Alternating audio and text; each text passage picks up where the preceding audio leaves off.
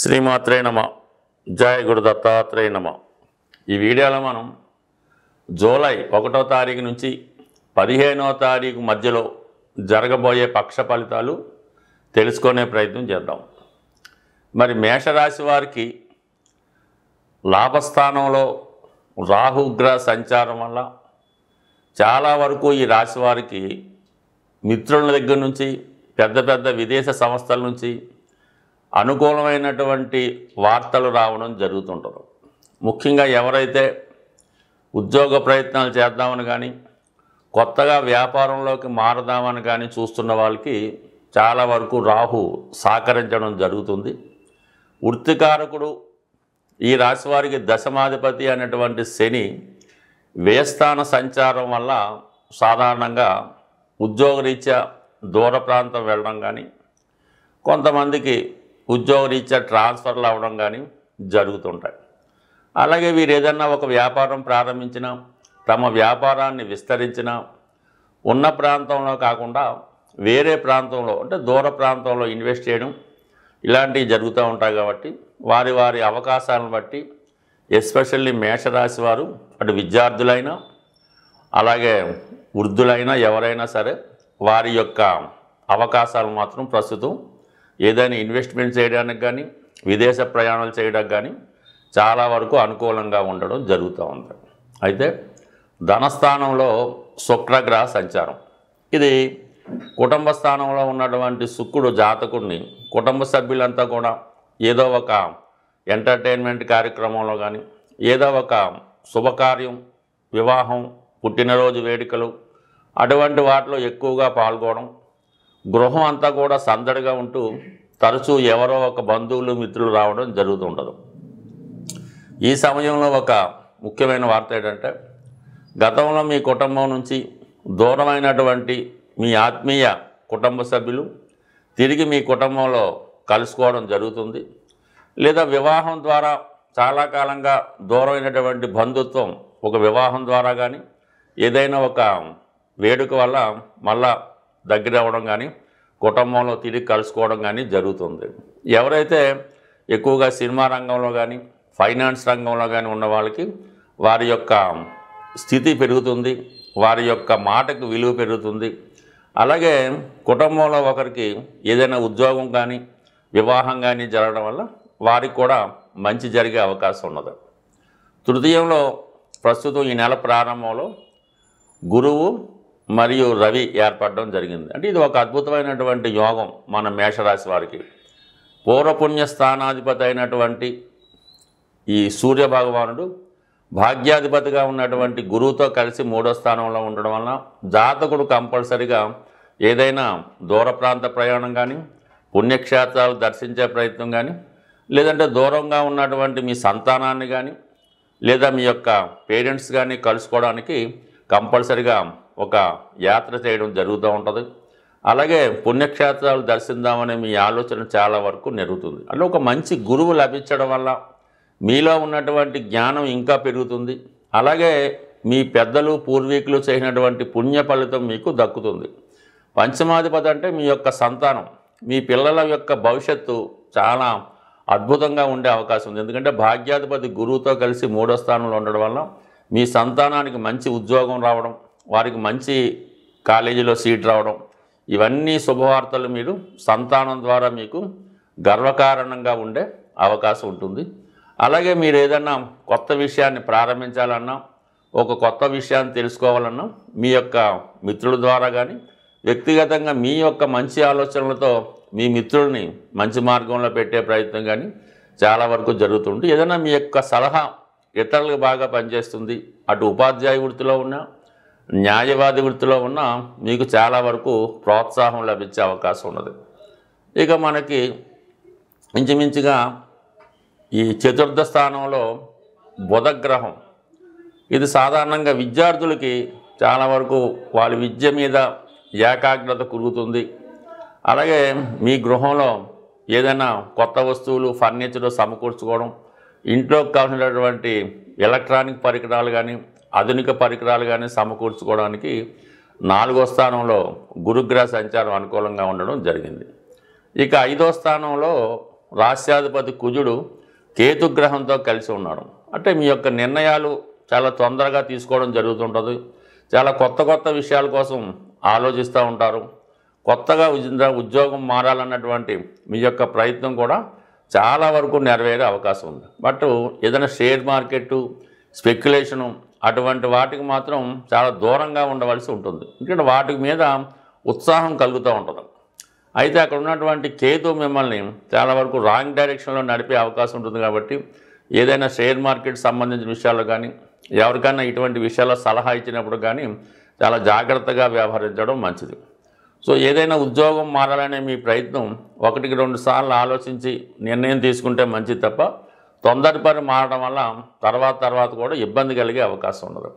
So ఏదైనా మన మేషరాశి వారికి ఇంచుమించు గ్రహాలన్నీ కూడా 11వ స్థానం నుంచి 5వ స్థానం మధ్యన ఉండడం జరిగింది. సో దీనివల్ల ఏంటంటే ఒక విధమైనటువంటి మాలికా యోగం లాంటిది ఏర్పడినప్పుడు కూడా నెల ప్రారంభంలో ఏర్పడినటువంటి ఈ కాలసర్పదోష ప్రభావం వల్ల చాలా పనులు అతి గట్టి ప్రయత్నం చేస్తే తప్ప సంపూర్ణంగా అవడం జరగదు.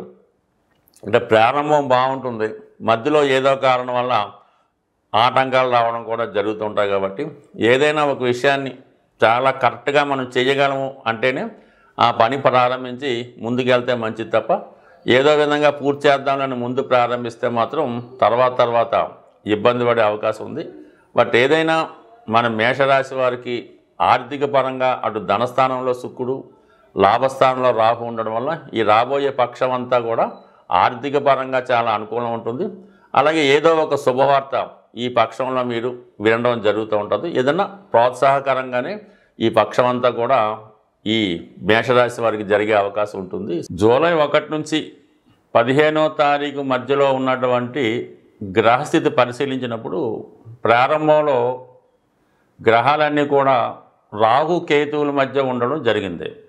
ఈ కారణం వల్ల ఏదంటే గోచారీత్యా ఏర్పడినటువంటి ఈ అపసవ్య కాలసర్పదోష ప్రభావం వల్ల చేసే ప్రయత్నాలు ఏదో విధంగా అడ్డు తగలడం జరుగుతూ ఉంటుంది. శని మీనరాశిలో సంచారం, శుక్రుడు స్వక్షేత్రంలో సంచరించడం, గురు అలాగే రవి మిథున రాశిలో, కర్కాటకంలో బుధుడు, సింహరాశిలో కుజ కేతువుల సంచారం ఈ 15 రోజులు జరిగే అవకాశం ఉంది. బట్ ఏదైనా ఈ గ్రహస్థితి కొన్ని విభేదాలకి కొన్ని సంఘర్షణలకి ఇబ్బందులకి కారణమయ్యే అవకాశం ఉంది. కొన్ని అనుకోని ప్రమాదాలు కూడా జరిగే అవకాశం ఉంది.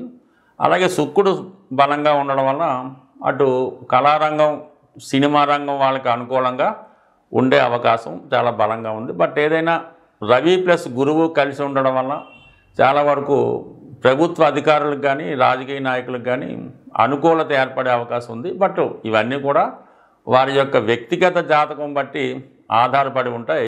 మనకి ఈ గ్రహాల స్థితిని అనుసరించి చేసుకునే పరిహారాలను బట్టి గ్రహాల యొక్క అనుకూలత రావడం జరుగుతూ ఉంటుంది. ఈ మనం జూలై 1 నుంచి 15వ తారీఖు అంతా కూడా ఆషాఢ మాసంలో ఉండడం వల్ల ఇది అమ్మవార్లకి చాలా ఇష్టమైనటువంటి నెల.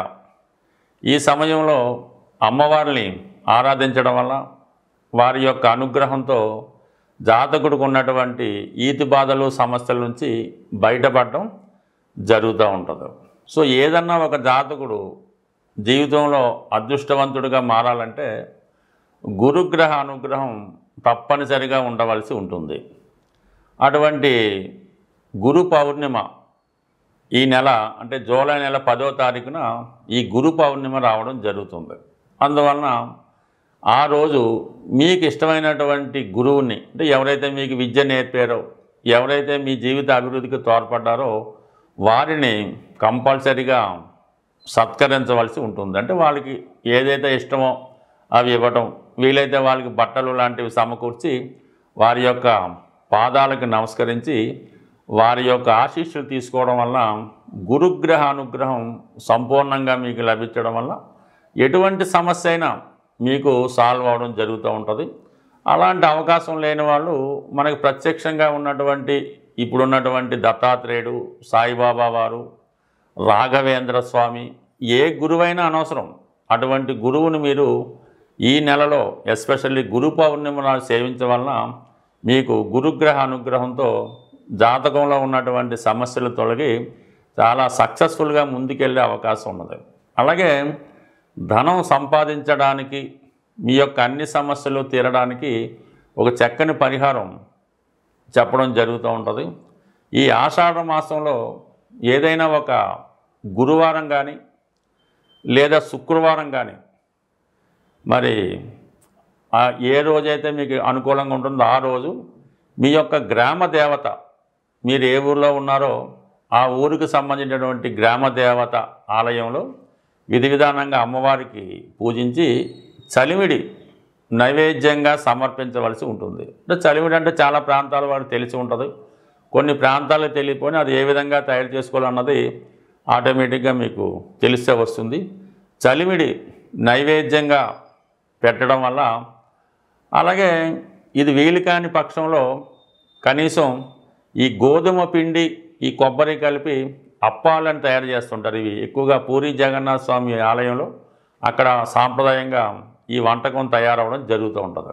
అందువల్ల అప్పాలు కానీ, అరిసెలు కానీ, జిలేబీ కానీ మీ గ్రామదేవత ఆలయంలో ఈ గురువారం కానీ శుక్రవారం కానీ అమ్మవారికి బోనంగా అంటారు కొన్ని ప్రాంతాల్లో, నైవేద్యంగా సమర్పించి కంప్లీట్గా ఆ ప్రసాదాన్ని భక్తులకి పంచిపెట్టడం వల్ల ఎటువంటి సమస్య అయినా, ఎటువంటి ఆర్థిక సమస్య అయినా 100% నెరవేరుతుంది. వీలైతే ఆషాఢం 4 గురువారాలు చేసి చూడండి. కొన్ని ప్రాంతాల్లో ఆదివారం అయినా ఇబ్బంది లేదు. బట్ ఏదైనా ఈ రెమెడీ చేసిన రోజు కొద్దిగా నీసు మాంసాలు తినడం కానీ, మద్యం మధువు అలాంటి వాటికి దూరంగా ఉండాలి. కాబట్టి ఈ ప్రసాదం తీసుకున్న వాళ్ళు కూడా ఆ విధంగా నియమంగా ఉండాలన్నమాట. అప్పుడే ఆ ఫలితం మీకు రావడం జరుగుతూ ఉంటుంది. అందుకనే ప్రసాదాన్ని కూడా ఎవరికి పడితే వారికి పంచడం అది జరగదు. అందుకని మీరు గురువారం కానీ శుక్రవారం అయితే ఈ పరిహారం పాటించడం వల్ల కేవలం మీకు 2-3 రోజుల్లోనే ఆ ఫలితం కనబడే అవకాశం ఉంటుంది. స్వస్తి.